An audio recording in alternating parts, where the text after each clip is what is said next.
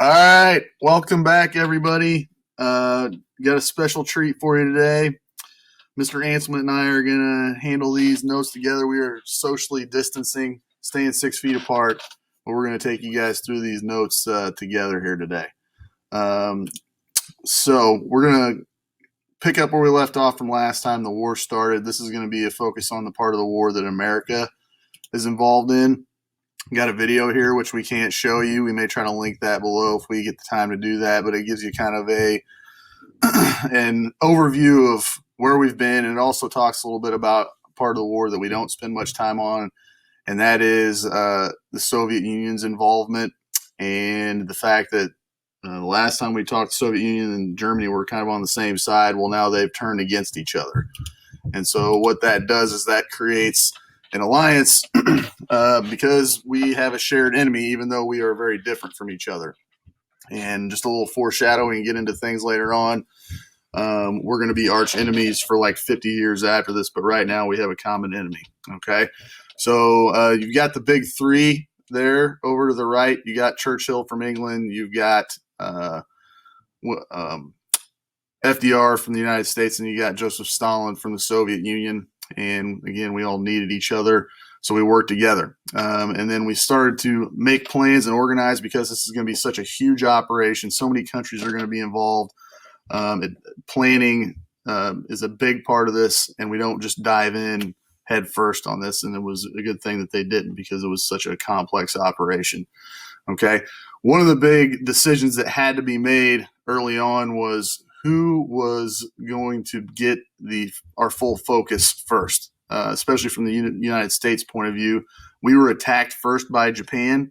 They hit us. They're the reason that we joined the war to begin with, but they weren't seen as big of a threat as Hitler was. And so there was just a lot of discussion about that. And, a lot of people that thought, that we should go after Japan first, but strategically that just didn't seem to make much sense. So Stalin also wanted us to go after Western Europe right away because of how intense the war was between the Soviet Union and Germany. And so they really wanted us to take some of the focus off of them. The problem is that invading Western Europe was going to be extremely difficult, which we're going to show you here in a minute.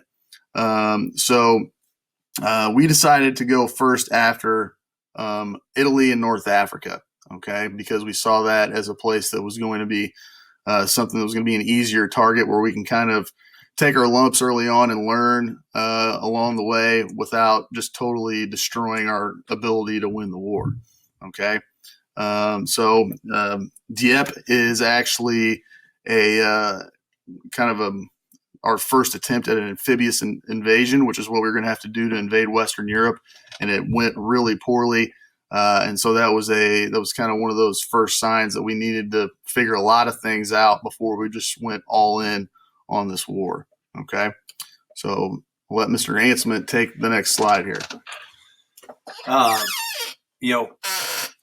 Learning from your mistakes is a big thing, and we use those mistakes that we made early on in Africa, Italy, and applied them to our strategy moving forward. And overall, we called this Operation Overlord. Okay, the focus shifting to how are we going to invade mainland Europe.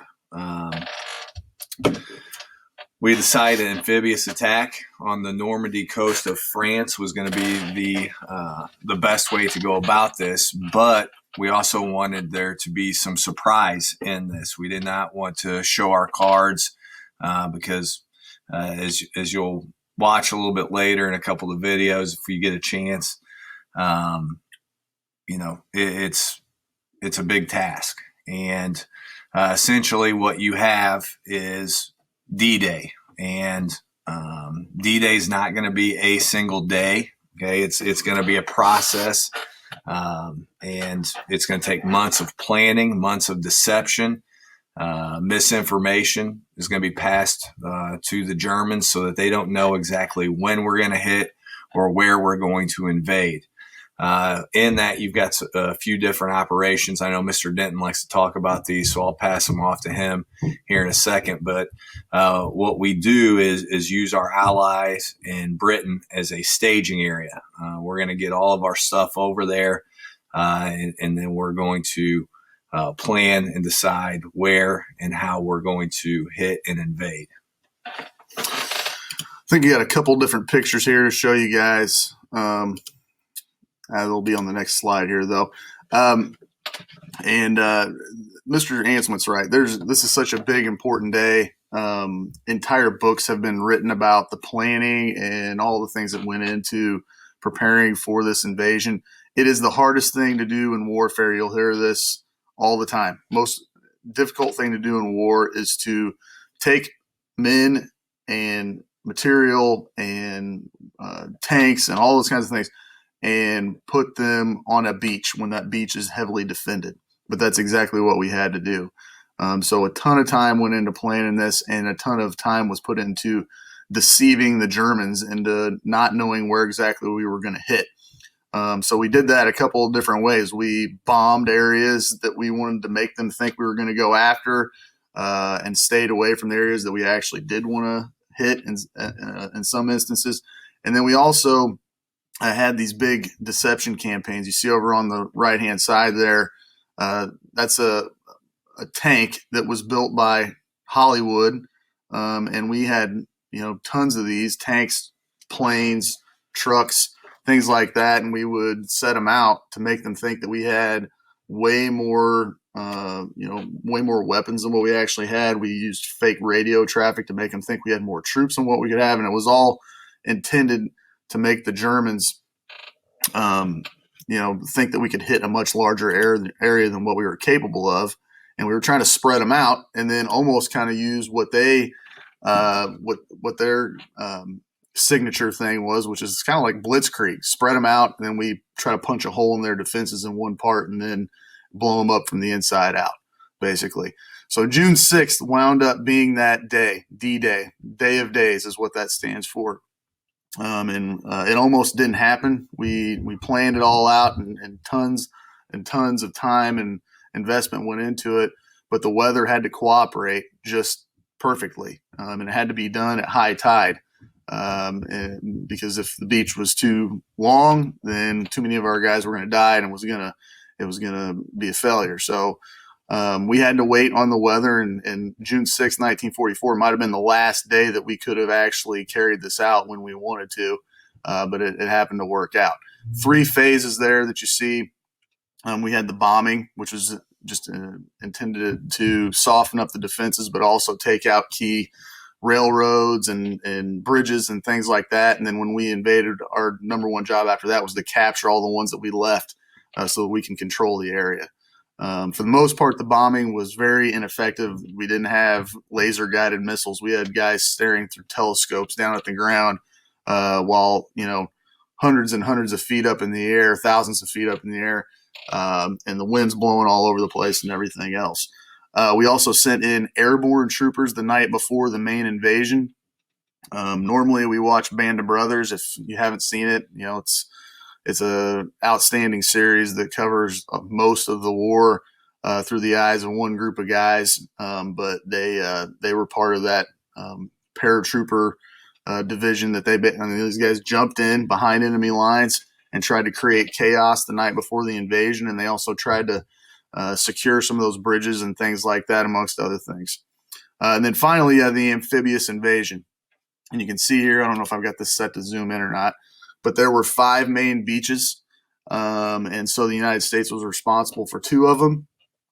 And then you had 3 other beaches that Canada and Great Britain were responsible for. All right. Utah and Omaha were our primary responsibility. And that is also where some of the worst fighting was at.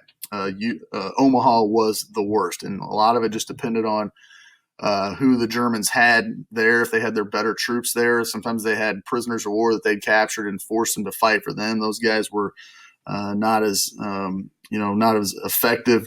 Some of the geography came into play and things like that. But Omaha was it was the worst of the worst, hell on earth for the guys that landed there.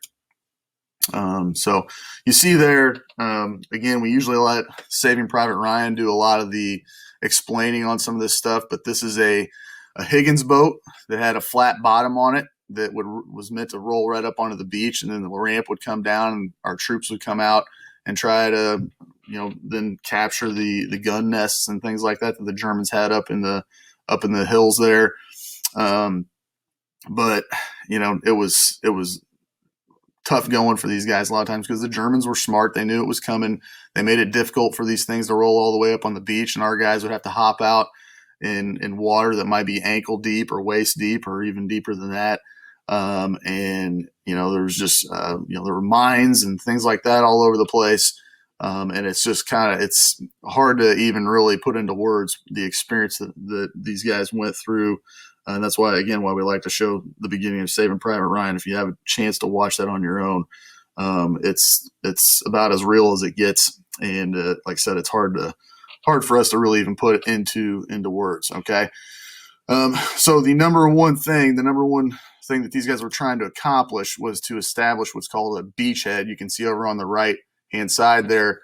That's what they were going for because they wanted to open up the beaches so we could bring the rest of our men and the rest of our material in to go ahead and actually fight a proper war. So I'll hand it off to Mr. Ansman there. Mr. Denton did a really good job explaining kind of about where you were depended on how bad it was. And Omaha was the worst, as he had mentioned. And again, just trying to get you guys to wrap your head around the fact that this was not a day. It took about 6 weeks to secure the whole coast to where we can legitimately start getting our artillery, our tanks, all the rest of that stuff onto the mainland to focus on getting into Germany. We've talked about this before in previous notes as well. The what ifs, if things would have happened differently, how that could change the course of history. D-Day goes down as probably the most important day in the 20th century because had that not been successful, had we failed, had the Allies failed, you can't say this with certainty, but there's a pretty good chance that, that could have been the end for the Allies. It would have been devastating, just the amount of planning that went into this, the amount of resources, the amount of men. Had we not been successful, the war very well could have turned out a lot differently. Fortunately, it was successful. There's going to be a lot of casualties. But after the 6 weeks, the coast will be secured, and it's going to allow the Allies to get their material into the mainland, and it will be one of those turning points of the war. We've talked about in previous history classes and the wars that we've covered that it seems like there are usually a couple major turning points of those wars. D-Day is going to be one of those major ones for the Allies. Hitler will end up being dead within a year, and France and Belgium will be liberated, meaning the Germans will be ran out of those areas within months of D-Day.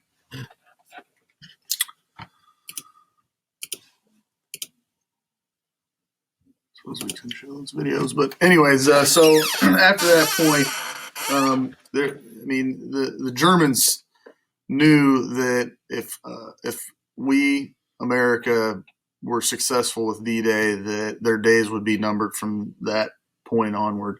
Doesn't mean that they're going to stop fighting, but they're going to be overwhelmed. And so things start to go downhill quickly afterwards, and very quickly afterwards, within 6 months, Hitler's empire is basically gone. Okay, and remember, Germany basically had conquered all the way from the western coast of France all the way to the Soviet Union. They had created this massive empire. Now it's squeezed all the way back into Germany. Okay, And so that's being done largely by the United States, but Great Britain and Canadian forces are also involved. That's coming from the west, and then from the east, the Soviet Union has squeezed Germany back within its borders there as well. And so what begins to happen now is the fight is now taken to the Germans. They had largely not had to experience anything to do with the war itself. I mean, other than they'd shipped their boys off to fight and things of that nature, but there weren't bombs being dropped on Germany and things like that until now. And so we started to bomb some of the major population centers, Dresden and Berlin. 300 to 600,000 civilians killed. You're going to see totals like that as we talk about World War II, just because so many people died, 80 million people, and the estimates have changed over the years. For a while, it was 60 million people, then it was 70, and now we're up to a lot of estimates say 80 million people died during World War II. Life was so horribly cheap during the war, and we just we don't even really have a record of all the people that died. And we're going to talk a little bit about that here in a little bit. But Hitler's last shot, he knew that he was going to have to somehow turn the tide for Germany, somehow, some way. And he saw an opportunity in 45 that, he thought that, maybe the Allies were getting complacent or whatever else. He saw an opportunity in Belgium as being a weak spot. And so that takes us to what is known as the Battle of the Bulge. Again, typically we will show an episode of Band of Brothers called Bastogne. So if you end up getting into this and wanting to watch that series, when you come across the episode of Bastogne, this is the Battle of the Bulge. Dead of winter, and I always have a hard time wrapping my head around just how our guys fought in these treacherous conditions of the wintertime. And that episode really does put that into view. People literally froze to death. The importance of Bastogne is it's going to be a vital crossroads for the entire region, just of getting supplies in, getting supplies out, getting people moved around. And again, it's the dead of winter. So getting stuff into the area is going to be extremely hard. You're going to deal with some heavy fog and stuff as well. And there's just not reinforcements. The 104th Airborne is that group that is covered in Band of Brothers. They are poorly equipped. They're out of supplies, running out of supplies. They're outnumbered. They're essentially surrounded on all sides.